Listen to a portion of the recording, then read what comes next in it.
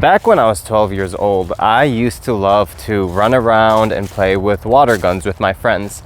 And one day, me and my friends Anthony, Sid, Alex, Eric, we were running around outside playing with water guns. And I came in for a drink. And so when I came inside, I was at Eric's house and his mom was in the house. And she was at her computer. And I kind of peek around her shoulder, and lo and behold, what do I find her doing on her computer? She's playing good old World of Warcraft. This is circa about 2006.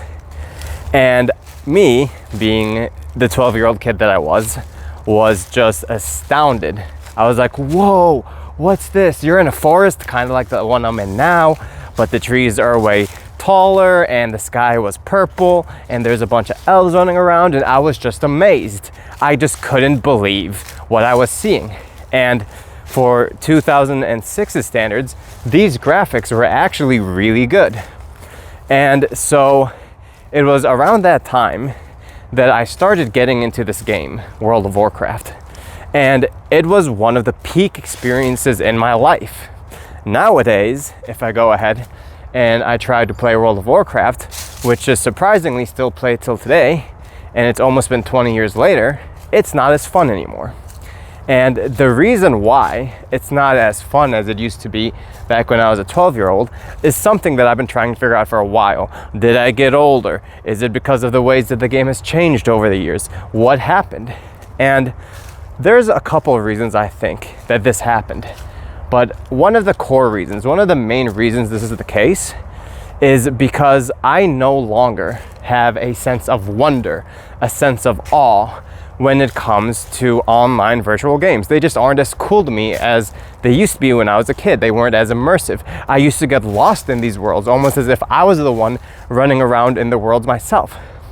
And so that kind of led me on a quest to figure out, how can I kind of recapture this sense of wonder that I had as a kid? And the reason why this was important to me was because that the experience of wonder was peak joy. This was one of the highlights of my life.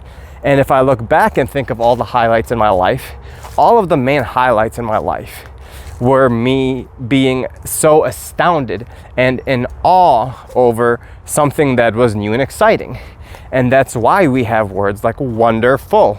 That thing is filled with wonder, or awesome. That thing fills me with awe, right? It's this experience that as humans, I think is a fundamental part of the human experience.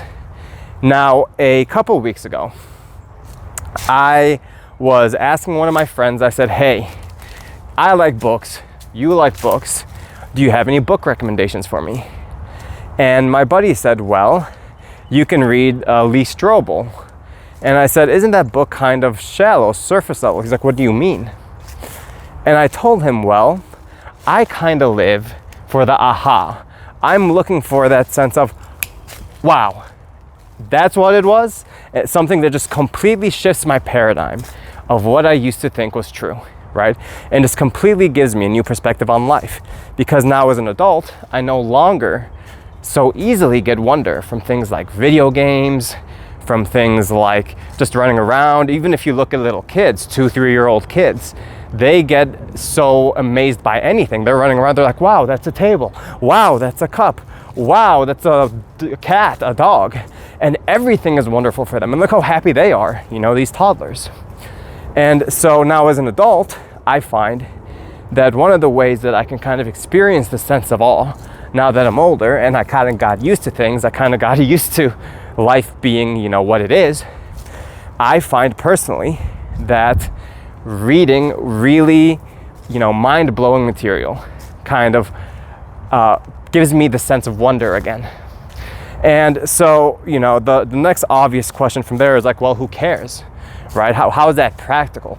Why does it matter whether or not you have a sense of wonder? Cool, it makes you feel happy. Cool, it gives you some joy to, feel a sense of awe. But so what? There's practical stuff that needs to be done here. There's things we got to do once we get older, whether it's go to school, go to work, whatever it may be. How is this going to be useful to me to kind of seek out these experiences of wonder?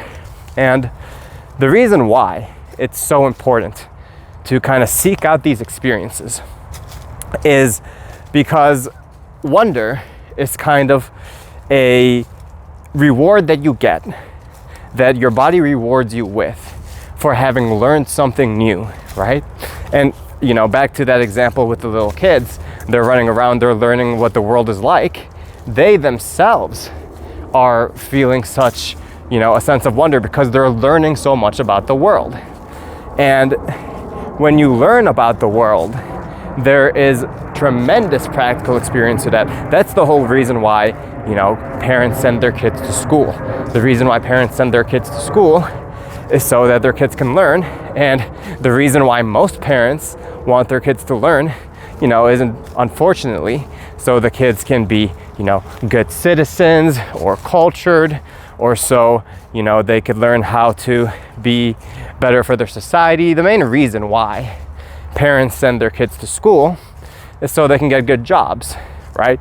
And so this shows you how fundamental learning is to, practicality.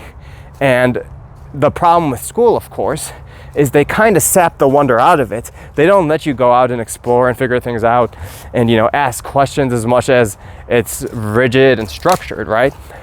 But if we can recapture that sense of wonder that we had as kids, then we could not only experience the joys that come with being a kid again, but we could also, bank on that experience having been something that is useful to us, right? When you follow your curiosity, more often than not, what you find at the end of that rope is not only wondrous, but is useful, right? And it might not be useful in the most, on the ground practical way possible. Maybe you discover, that, for example, it's a bad idea to lie, right? And you do this by reading philosophy or, whatever you're into, history maybe, and you read about all these experiences of people lying and how it didn't work out for them. And so you learn that lying is probably a bad idea. This is going to be very useful for you in your life. It's going to be practical for you in your life, even if it's not going to immediately show fruit. It's kind of like planting a seed, right? You plant a seed, you don't get fruit right away. You gotta wait and you gotta water and you gotta sow, and by the end of the season, once it's harvest, you're able to reap your fruit, and then you don't have to work throughout winter. And that's how a lot of learning actually is, right? And the whole root of wonder, of course, the whole root of learning, of course, is wonder. And Einstein, actually, people used to come up to him and ask, "Hey, Einstein, how are you so smart? How are you so good at this? Like, what's your secret?" And the way Einstein would respond is Einstein would say, "Well, there's nothing particularly unique about me. I don't even think I'm that much smarter than your typical person." Einstein said, "I just stick with problems longer." And because Einstein had the sense of wonder, which kind of led him into his sense of curiosity, which kind of got him obsessed with certain problems, he was able to kind of solve these problems in physics, and it all started with wonder. And to add to that, Einstein, when asked about, well, do you believe in God? Einstein would always say, well, I don't know about that, but if I did believe in God, if I do believe in God, it would be the God of Spinoza. And Spinoza is this philosopher from 16th century Renaissance. And Spinoza said that the way you get to God is by learning about nature. And by nature, he didn't mean like the woods like I'm in now. By nature, he meant about everything that exists, right? And through this sense of wonder, which leads to curiosity, which leads to learning, which leads to understanding, which can lead to wisdom, and it has practical consequences, of course, both in terms of your ability to live and survive, and to be able to do so in a way that's happy, right? You don't want to have a life where you're doing everything practical, but you're miserable, right? Where you're paying the bills, but you hate your job, and you come home. And once you come home, you hate everyone you live with, right? And so, long story short, it's a good idea to try to, when you're bored, seek out experiences that can fill you with wonder. What are you curious about? And follow that rabbit trail. And that's all I had to say for this video. If you like this video, do the regular YouTube shenanigans, like, subscribe, ring the bell. I don't even know what it is nowadays. Just do all the things, and we'll see you guys in the next one. Peace.